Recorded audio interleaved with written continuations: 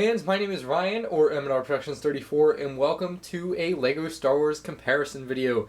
In this video, I'll be comparing all three models of the LEGO Star Wars Clone Turbo Tank. Of course, this does exclude the Brickmaster Mini model, but we're just looking at the 2005, 2010, and 2016 models. Without further ado, let's go ahead and get into it with some information on each set.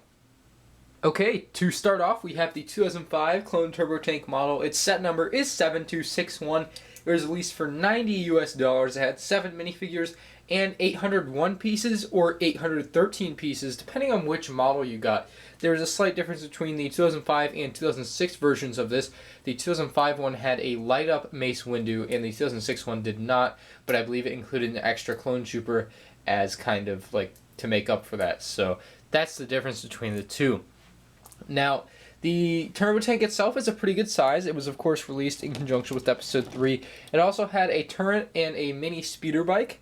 The minifigures included were 2 regular clone troopers, a Commander Cody, a Kashyyyk trooper, a airborne trooper with like a really cool jetpack, and 2 battle droids. So it had a pretty good minifigure selection, and you know, for a 2005 set, it looks really stellar. It's got a great color scheme to it, and it has a lot of detail. So you can see around front, it's just got some windows kind of detail, some weapons to give it some, you know, some depth, I guess.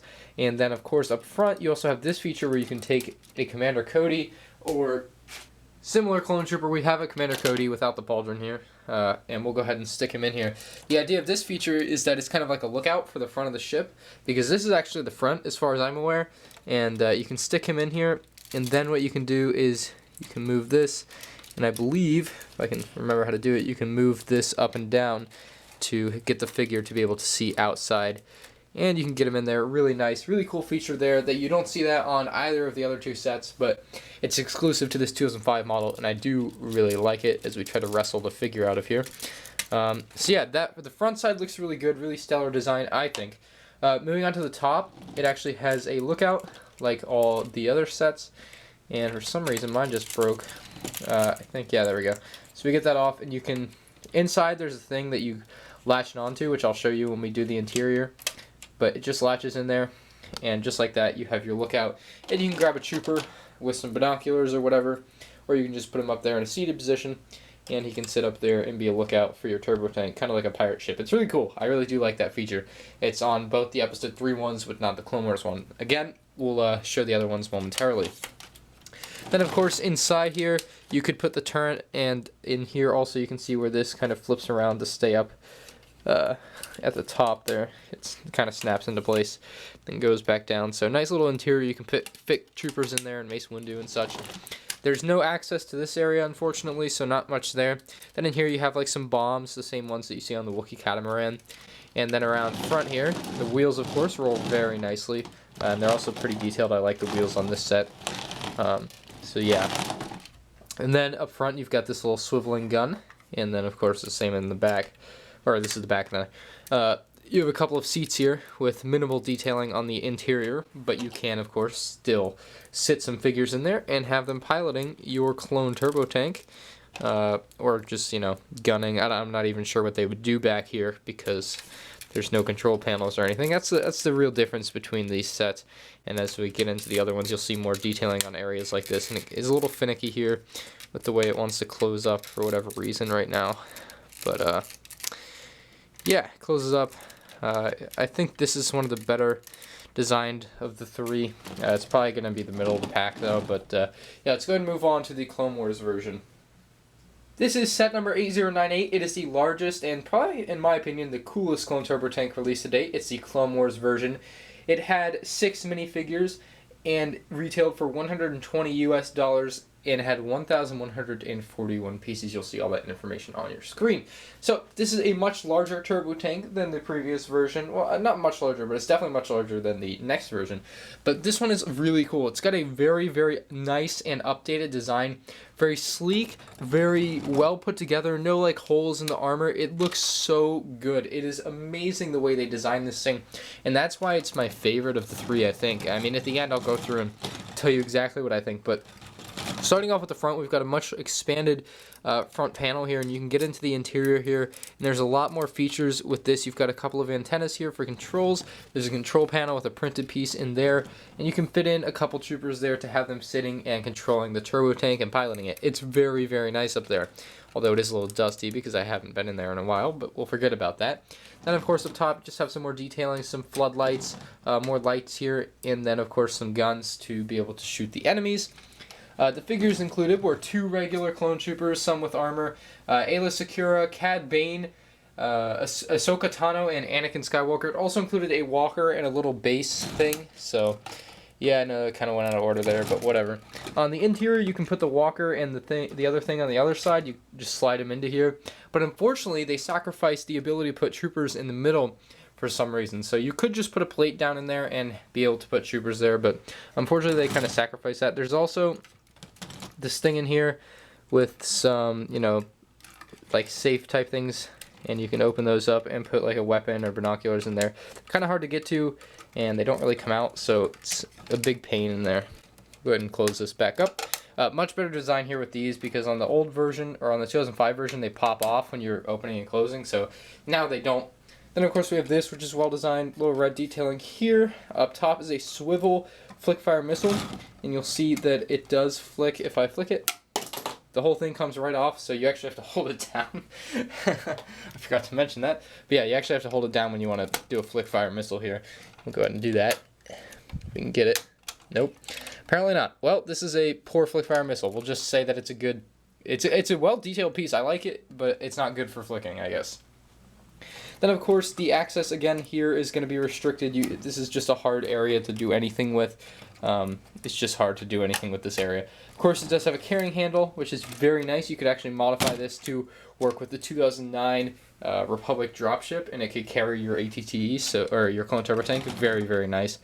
Then in here, under these panels, which are very highly detailed with these, you know, runners on the top, there's going to be a weapons bay, and if these do pull out, I probably haven't pulled this out since I bought the set, but there's some weapons in here. Very nice little weapons bay here, so they fit in well. You can see if I could pull that off. That it runs right through very nicely, and it just slides right back in rather easily, hopefully. Please. I haven't used this feature again in a long time, so there we go. It worked. And then around front, there's a sticker here, like a Republic symbol sticker, very, very cool. And then another one on the other side. And if we get this around front, you can see that the front of this, or the back of this, is a very bulky and very, very tight and good-looking design. Lots of detail here with the windows, and the red markings look very, very cool. There's also a swivel turret on top.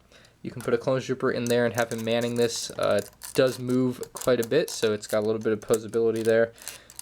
Pretty nice with that. And of course, you can sit there as well. You could open this up to reveal a cockpit of sorts, where you can put more troopers and have more playability with that. So very, very nice feature with that. I do want to note that the wheels on this set are very, very nice as well.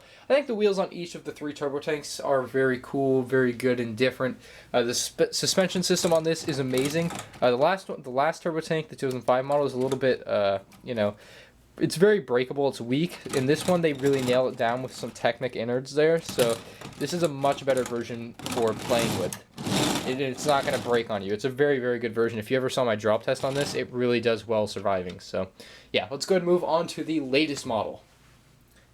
Okay, and here is the 2016 Clone Turbo Tank. It's set number 75151, retails for $110 US and has 903 pieces. The 6 minifigures included are the Battle Droid, you get 2 of those, a Kashyyyk Trooper, a Commander Gree, a Quinlan Voss, and a Luminar Unduli. So pretty okay figure selection, not too much to complain about. But yeah, nonetheless, the turbo tank itself has good suspension, so unlike the 2005 model, it and the 2010 model are very good as far as suspension goes. The wheels look really cool, nice updated wheel.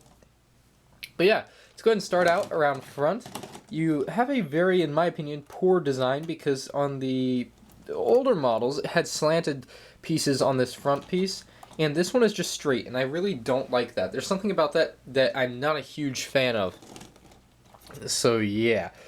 Moving in on the interior of this, though, you can open these hatches. These actually come out whole, but we'll open it like this for now as we open that. And you can see there's a steering wheel and a little printed tile there for your troopers, and you can also fit them in there very nicely because they're not going to be stuck on studs. There's not actually chairs there.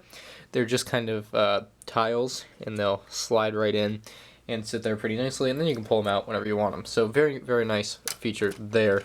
That's a +1 for this turbo tank where there aren't many +1s.